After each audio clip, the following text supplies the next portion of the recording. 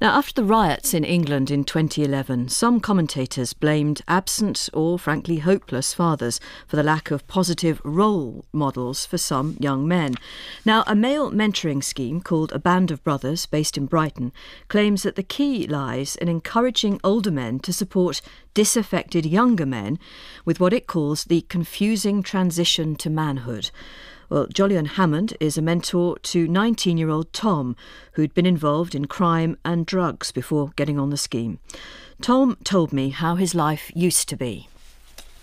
I'd say I was a little bit lost, I think. I wasn't motivated at all. I didn't really see the point in going out and making any effort to better myself in any way. I suppose I didn't really think I deserved it because of what I'd done, and I don't know, I felt quite a lot of self-hatred at the time, to be honest. What had you done? From about 9, I started sort of stealing just like stationery for school and stuff like that. A lot of that was to do with the fact that I was bored. I sort of got to secondary school and thought it was going to be really interesting and I was going to learn loads, and I'd learned nothing and it was very boring. So that was when it sort of went downhill a lot. When I got to 11, it turned into, I was smoking by this time, cigarettes and cannabis. I started stealing alcohol, sort of progressed from there into other various destructive crimes like arson and burglaries and stuff like that, which was mainly to get things to sell so I could buy weed, cocaine and pills. Mainly I felt guilty about all the stress and stuff that I'd caused for my mum. That was the main thing I felt guilty about. Also, the sort of effects on people that were affected by what I did. Obviously getting into trouble with the police was stressful for her, and then eventually a high chance of me being in prison for 6 years. Why might that have happened? That would have been due to the armed robbery. Yeah, it's quite. I mean, that is fairly. There's no other way of putting this. That's major stuff, isn't it? Yeah, it's a bit stupid, really. But that is part of the old you. Yeah. It's almost like you don't believe it yourself. I don't really sort of think about it as it was like me. It was me when I was high all the time and never sober. So. And stuff happened when you were in those states. Yeah. And your mum wasn't aware of this, and your dad wasn't around to notice. Well, my dad was around, but I don't think it really bothered my dad.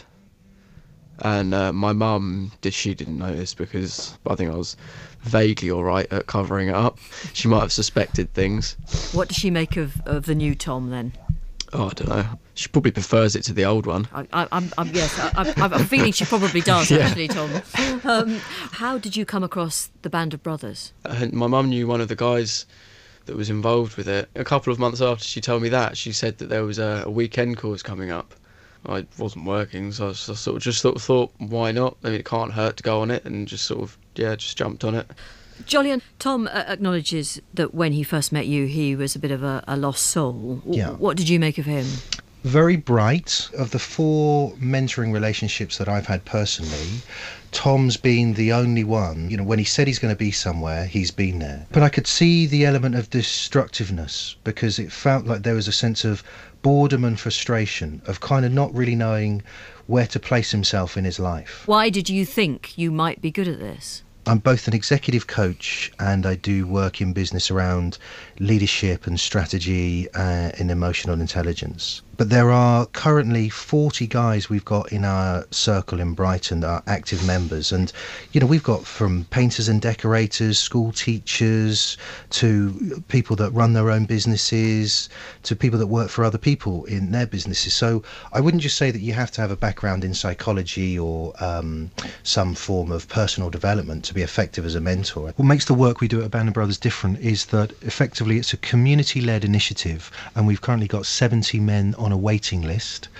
and the work that we offer them is a rite of passage. And what I mean by that is that the transition from adolescence into adulthood is fraught with difficulty and challenge, and part of what we're creating is an experience where young men are witnessed and challenged and encouraged by older men to really take their place as responsible, mature adults in their community. There's the African proverb that says, if you don't initiate the young men, they will burn down the village just to feel the heat. Isn't in some ways the work of the Band of Brothers trying to do what the probation service should be doing, some people might argue? Well, when I was on probation, I would have a meeting with the officer and I'd go into Brighton. He'd ask what I'd been up to, and then that was really it. I might as well have just gone there, said hello and left.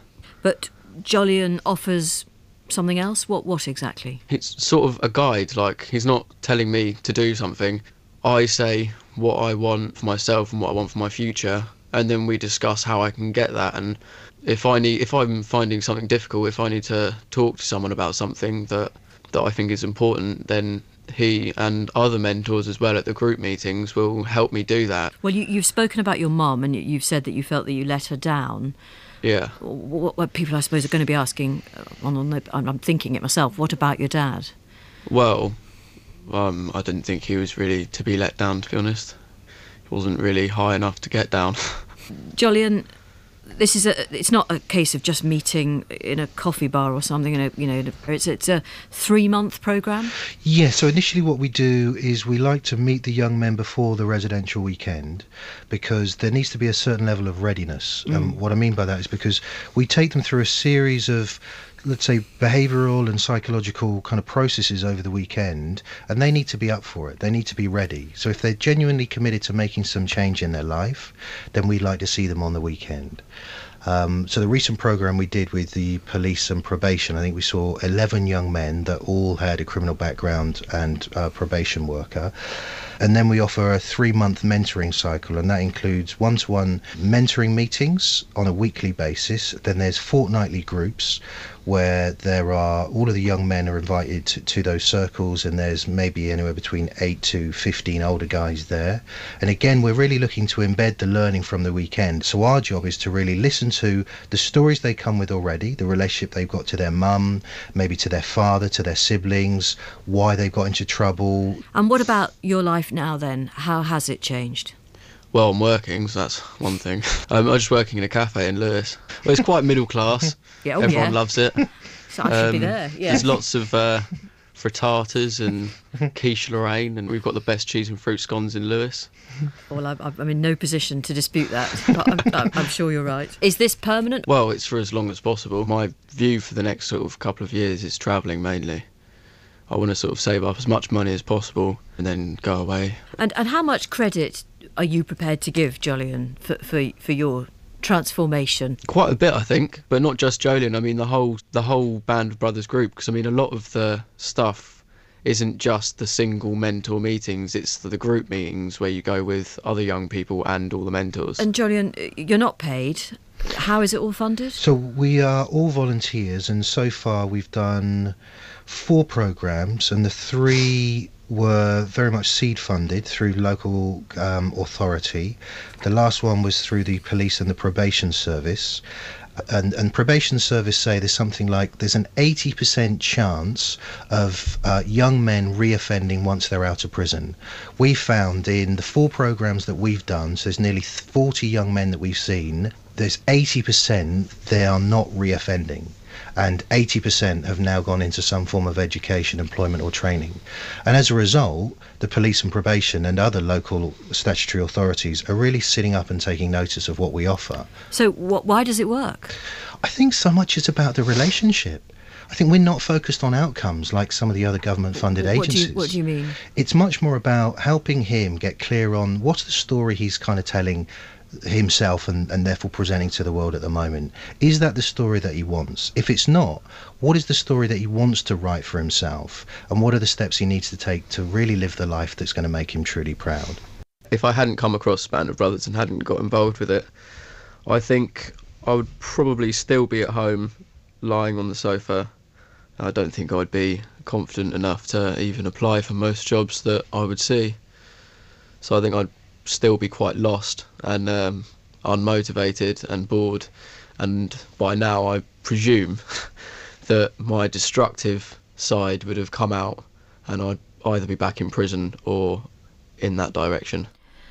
Tom and Jolyon talking to me about that mentoring scheme, Band of Brothers. There's more information on the Woman's Hour website. And in a couple of weeks, we'll be talking about mentoring schemes for women and girls.